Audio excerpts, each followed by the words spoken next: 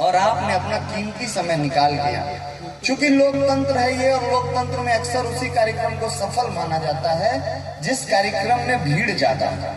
परंतु ये कार्यक्रम वो कार्यक्रम है जहां भीड़ कम होने के बावजूद भी इसको हम बेहतरीन मानते हैं, अच्छा मानते हैं कि जिस कार्यक्रम में ऐसी माँ उपस्थित हो जिसने अपने 2 बेटे, मुझे तो ये विश्वास ही नहीं था, मैं तो बस किसी व्यवसायी की महिला समझ रहा था या बड़े धनाढ्य घर की महिला समझ रहा था जिसने अपना बहुत धन दिया होगा इस कार्यक्रम में। लेकिन माँ विश्वास मानिए, जब मुझे ये पता चला कि आपके वही 2 बेटे जिनको हम लोगों ने वर्षों वर्ष तक प्रणाम किया है, आज उस माँ को बहन, माफ कीजिए, उस माँ को हमको, वो उनकी बहन है, आप हमारी माँ लगती हैं।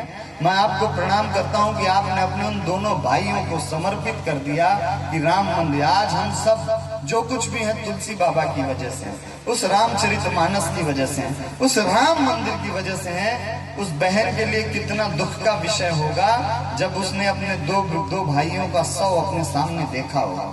आप सब सोच के बताइए कि अपनी बहन के सामने उसके दोनों भाइयों को ला के रख दिया जाए तो उस बहन पे क्या बीती होगी, यही दर्द समझने का विषय है। और उससे भी ज्यादा महत्वपूर्ण विषय ये है कि उस बहन ने अपने भाइयों का शव देखा होगा, रोया होगा, और रोने के बाद फिर खड़ी हुई होगी और अपने आंसू पोंछ के इस समाज से कहा होगा कि काश मेरा एक और भाई होता तो मैं इसी राम मंदिर के लिए कुर्बान कर देती। ये आपकी बड़ी तपस्या है। लेकिन फिर भी सवाल यही है, हम स्वर्ग लोक में विश्वास करने वाले लोग हैं। हम ये मानते हैं कि जो इस धरा से जाता है वो स्वर्ग लोक में बैठता है और वो स्वर्ग लोक से हमें देख रहा होगा।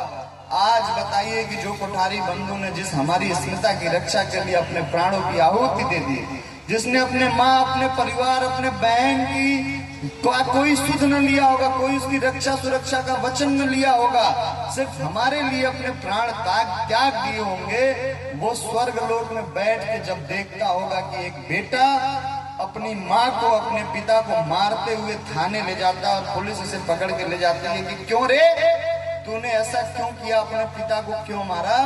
तो वो कहते हैं कि जायदाद के हिस्से के लिए पिता ने थोड़ा कम हिस्सा दिया था, तो शायद पुलिस का भी हृदय प्रसीज जाता होगा। वो कहता होगा कि है रे दुर्भाग्य का काम मुझे करना पड़ रहा है। और उससे ज्यादा दुख उस कोठारी बंधु को होता होगा जो स्वर्ग के सबसे उच्च जगह पे बैठने के बाद सोच रहे होंगे कि हमने जिसके लिए बलिदान दिया था, क्या वो बलिदानी समाज यही है?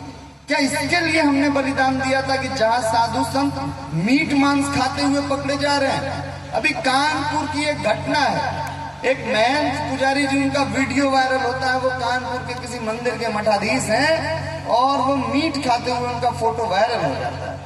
वहां के भी लोग इसी तरीके से शोभा यात्रा लेके जाते हैं। पूज्य महाराज जी फिर वस्त्र धारण करते हैं और मूर्ति को छूने जाते हैं। वहां के लोग उन्हें रोकते हैं माँ, और कहते हैं कि तुम मूर्ति नहीं छुओगे, और फिर महंत जी को बल भर मारते हैं। और मार खाने के बाद उनको बचाते यही पुलिस वाले हैं, और आज वो मामला सुर्खियों में।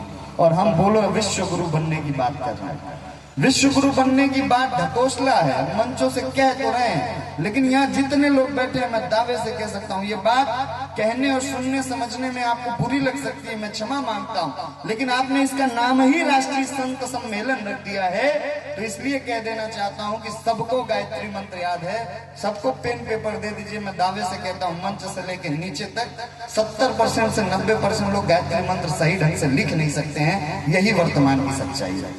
हम विश्व गुरु होने की बात शायद करते रहे, परंतु गायत्री मंत्र न लिख पाने वाले लोग मंचों से भाषण देके ये कह सकते हैं कि हम सत्य सनातन धर्म की रक्षा कर रहे हैं। अरे आप क्या सत्य सनातन धर्म की रक्षा करेंगे? सत्य सनातन धर्म आपके भरोसे नहीं बैठा है, वो स्वयं की रक्षा करना जानता है। आप उसके रक्षक बन के सड़कों पे मत उतरिए। केवल और केवल आप अपने परिवार में सत्य सनातन धर्म को जिंदा रखिए। आप अपने भाई के प्रति वो आभार व्यक्त करिए। मैंने बहुत मंचों से कहा, यहाँ भी कहता हूँ कि अपने छोटे भाई का हाथ पकड़ के कह दीजिए कि तुम मेरे छोटे भाई हो, समय से घर आ जाया करो। तुम्हारे साथ भोजन करने पे लगता है कि तब तक तुम मेरे बेटे जैसे हो, जब तक तुम